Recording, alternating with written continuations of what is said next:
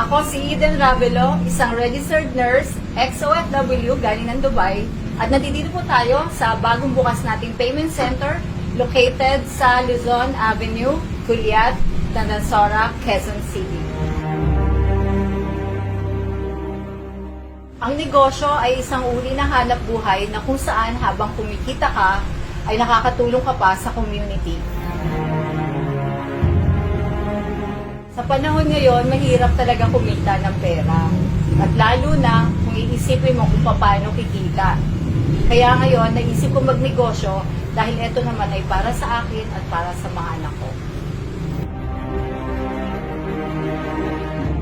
Pinili ko si Unified Products and Services Payment Center dahil nandito na lahat. Katulad ng e-loading, ang ating bills payment na kung saan partner po natin si Bayad Center. Meron din po tayong ticketing na kung saan pwede tayong mag-book ng domestic and international flights.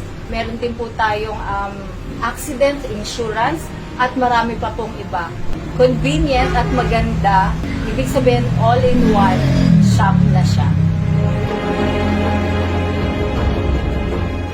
Sa panahon ngayon, mahirap na talaga kung iisa lang ang source of income mo. Kaya kinakailangan natin ng extra income or extra negosyo.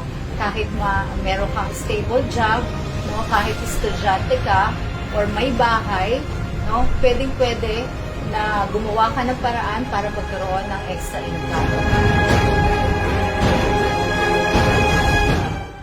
Sa mga ex-OFW dyan na katulad ko, bakit hindi nyo subukan ang ating payment center, no? Pasimula as extra income. Muli, ako si Eden Ravelo na handang magsilbi sa inyong mga payment needs.